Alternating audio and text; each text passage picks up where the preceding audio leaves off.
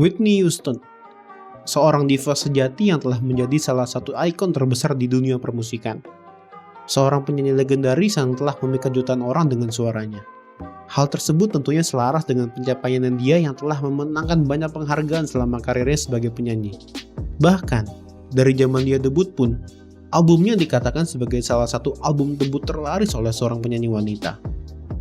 Album debutnya yang berjudul sama dengan nama panggungnya yaitu Whitney Houston, berhasil menggemparkan dunia permusikan di tahun 85. Gimana enggak? Soalnya di tahun tersebut, Whitney Houston mendapatkan banyak banget penghargaan terhadap karyanya dia. Salah satu lagu yang paling menonjol di album ini tuh lagu yang berjudul Greatest Love of All.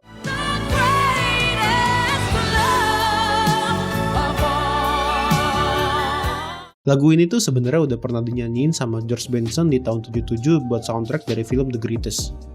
Dan kemudian di cover sama Whitney Houston di tahun 85. Lagu yang liriknya berfokus pada rasa cinta terhadap diri sendiri ini berhasil membawa Whitney Houston ke berbagai penghargaan musik pada masa itu loh. Bahkan sampai dinominasikan di ajang Grammy Awards dan dapat penghargaan sebagai Best Pop Vocal Performance. 2 tahun kemudian, Whitney ngerilis album keduanya yang judulnya masih pakai namanya dia, yaitu album yang berjudul Whitney.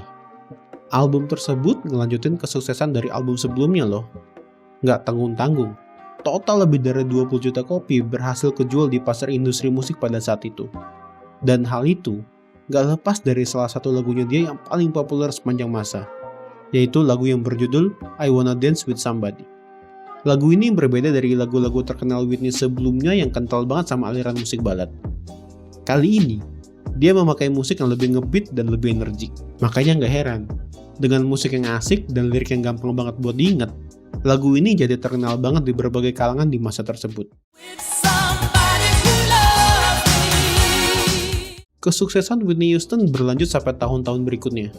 Bahkan, ketika dia ngerilis albumnya yang jadi soundtrack utama dari film The Bodyguard, namanya dia semakin melejit sebagai seorang musisi. Gimana nggak melejit?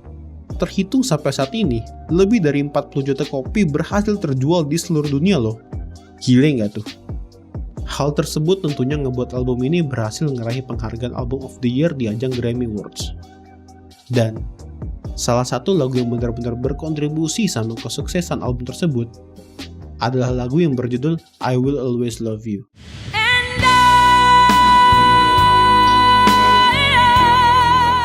Lagu yang sering dilantunkan di berbagai acara pernikahan ini merupakan salah satu lagunya Whitney Houston yang paling populer. Dengan kemampuan vokal yang menawan dan juga bagaimana dia mengekspresikan lirik lagunya yang indah, banyak pendengar musik yang benar-benar kehipnotis sama lagu yang satu ini.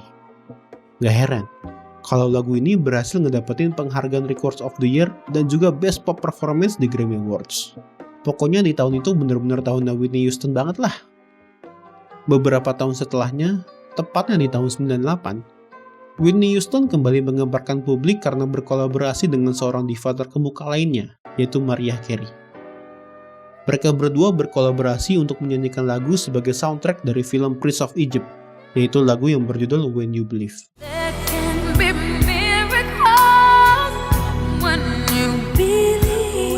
Lagu yang diciptakan oleh Stephen Schwartz ini berhasil membuat seluruh orang yang mendengarnya terpana dengan liriknya yang benar-benar menyentuh hati mereka. Lagu yang dinyanyikan dengan indah oleh dua diva tersebut seakan mengajak para pendengar untuk tetap yakin bahwa semua hal akan indah pada waktunya. Dengan lirik yang indah, dikombinasikan dengan kemampuan vokal yang indah dari Whitney Houston dan Mariah Carey, nggak heran kalau lagu ini berhasil mendapatkan penghargaan sebagai Best Song di ajang Academy Awards. Walaupun telah menjadi musisi besar di tahun 80-an dan 90-an, karir Whitney Houston di tahun 2000-an bisa dibilang gak secemerlang 2 dekade sebelumnya. Hal itu dikarenakan dia diberitakan terlibat banyak masalah di periode tersebut. Salah satunya adalah ketergantungan oleh obat-obatan. Dan di tahun 2012, tepatnya di bulan Februari tanggal 11, Whitney Houston ditemukan sudah tak bernyawa di sebuah hotel di Los Angeles. Hal tersebut tentunya merupakan sebuah kejutan untuk semua orang, bahkan untuk mereka yang bukan penggemar Whitney Houston sekalipun, karena dia merupakan salah satu figur besar di dunia musik. Walaupun dia sudah tiada, Tapi Whitney Houston masih meninggalkan warisan berupa lagu-lagu yang indah dan menawan. Dan sampai saat ini, dia masih dipandang sebagai salah satu penyanyi terhebat sepanjang masa. Iya, oke, kelar juga kita ngomongin tentang Whitney Houston.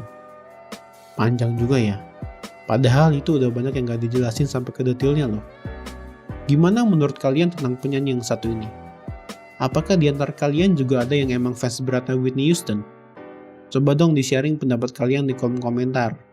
Siapa tahu yang awalnya cuma tahu lagu I Will Always Love You, bisa jadi tahu lebih banyak lagi dan bisa jadi ngefans juga. Oke kalau gitu, makasih buat kalian yang udah nyimak konten kali ini. See you next time and keep the faith.